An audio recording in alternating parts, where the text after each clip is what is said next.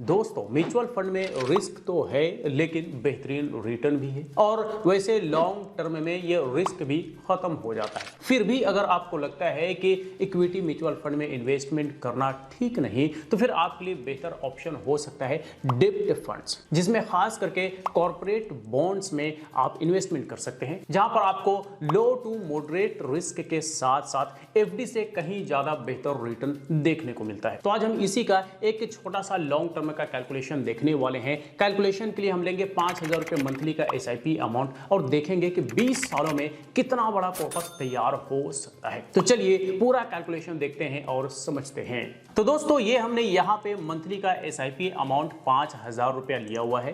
Return हम 8% minimum लेकर के चलेंगे, क्योंकि जो कॉर्पोरेट बॉन्ड्स है इसमें आपको एवरेज एनुअली रिटर्न जो है वो 8-8.5% का बड़े आसानी से मिल जाता है। तो इसीलिए हम यहाँ पर 8% का रिटर्न लेकर के चलेंगे, जो कि एफडी से कहीं ज्यादा बेहतर है। एफडी में तो आपको 7.1% का रेट ऑफ इंटरेस्ट मिलता है।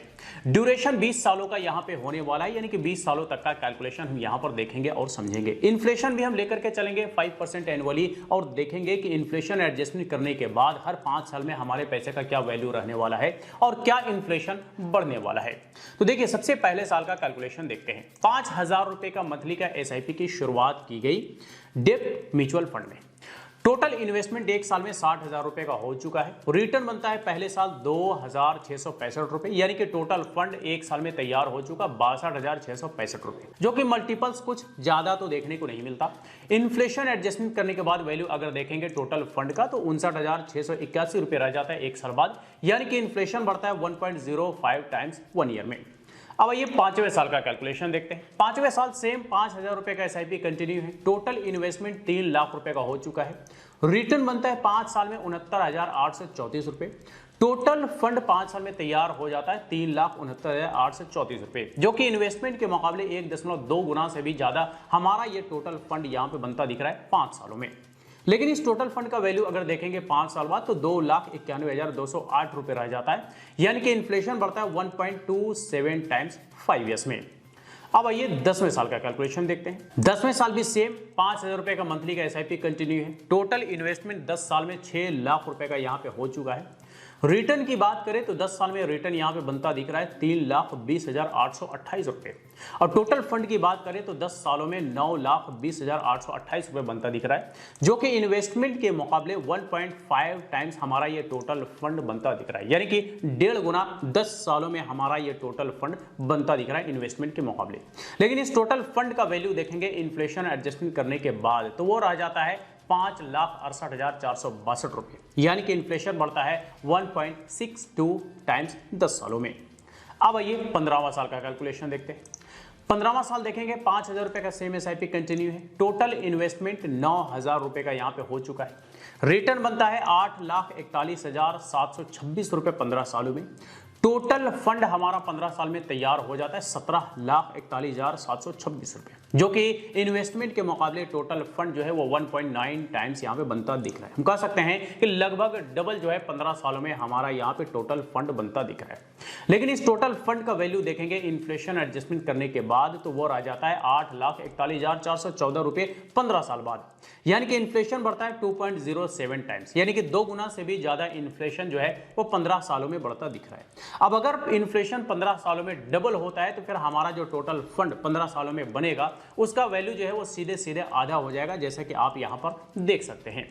अब आइए 20वें साल का कैलकुलेशन देखते हैं। 20वें साल भी 5,000 रुपए का मंथली का एसआईपी कंटिन्यू है। टोटल इन्वेस्टमेंट 20 साल में 12 लाख रुपए का हो चुका है। रिटर्न बनता है 17,64,736 रुपए, जो कि इन्वेस्टमेंट के मुकाबले कहीं ज्यादा 20 सालों में यहाँ पे रिटर्न बनता दिख रहा है।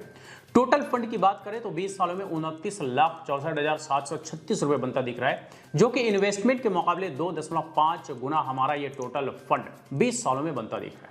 लेकिन इस टोटल फंड का वैल्यू देखेंगे 20 साल बाद, तो 11,18,768 रुपए रह जाता है, यानी कि इन्फ्लेशन बढ़ता है 2.65 टाइम्स 20 सालों में। तो दोस्तों ये हमने यहाँ पे एक छोटा सा मंथली का एसआईपी का कैलकुलेशन देखा और समझा कि मात्र 5,000 रुपए मंथली का एसआईपी, वो भी सिर्फ और सिर्फ कॉर्पोरेट बॉन्ड्स फंड्स में किया गया, तो 20 सालों में हमारा जो टोटल फंड्स है वो लगभग 30 लाख रुपए यहाँ पे बनता दिख रहा है और हमारा टोटल इन्वेस्टमेंट है मात्र 12 लाख रुपए। तो एक तो ये इन्वेस्टमेंट ज्यादा सेफ है म्यूचुअल फंड्स के मुकाबले और लॉन्ग टर्म में हमारे इन्वेस्टमेंट के मुकाबले 2.5 गुना हमारा यहाँ पे टोटल फंड बनता दिख रहा है।